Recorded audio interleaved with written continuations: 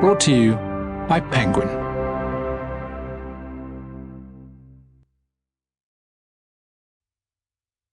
The Secret Lives of Numbers by Kate Kitagawa and Timothy Revell. Read by Daphne Kouma.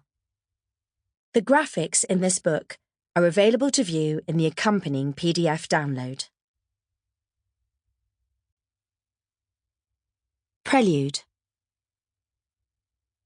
In a scene in the American political drama The West Wing, two senior government aides stare in disbelief at a slide in a presentation.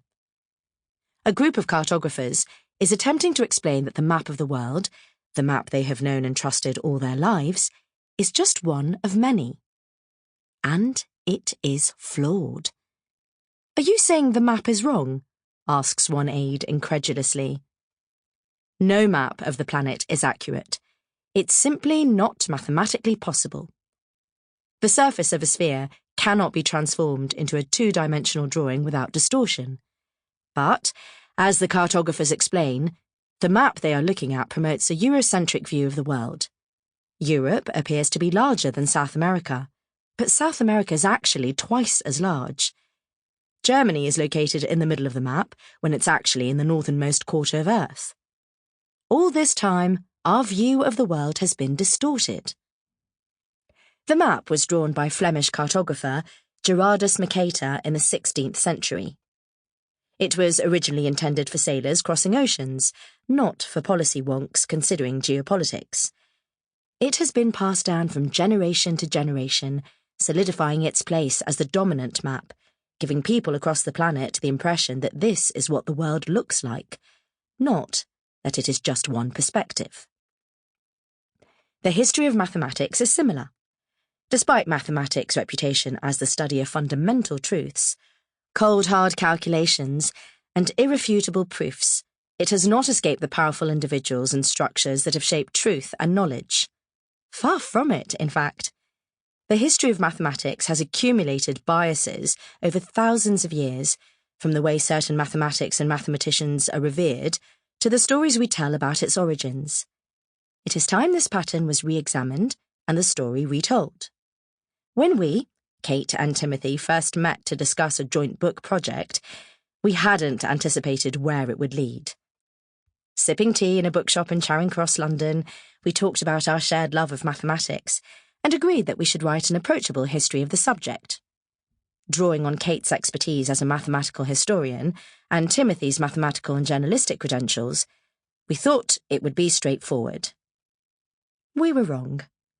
The more we delved into the history of mathematics, the more we uncovered about the way it has been distorted, and the more we felt compelled to do something about it.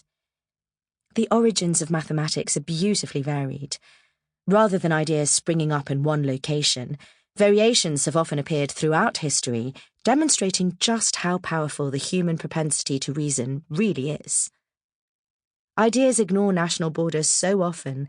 Mathematics has spread from one place to another, alongside trade and cultural exchange. However, the progress of mathematics is not linear. It has gone forwards and backwards, jumped around the planet, gone off on tangents, on adventures, and sometimes down dead ends. And it is much the richer for it. Despite its reputation for logical progressions, mathematics is a far more chaotic affair. However, this is not the usual story of mathematics. The ancient Greeks are put on a pedestal as somehow being the originators of modern mathematics, yet so much of what is now incorporated into our global knowledge comes from many other places too, including ancient China, India, and the Arabian Peninsula. This assumption that the European way of doing things is superior didn't originate in mathematics. It came from centuries of Western imperialism, but it has infiltrated it. Mathematics outside of ancient Greece has often been put to one side as ethno-mathematics, as if it were a separate subject altogether, a side story to the real history. As we worked our way through thousands of years of mathematics, almost everything we thought we knew was challenged in one way or another. Some well-known stories ended up being misrepresentations, and others complete fabrications. Sample complete. Ready to continue?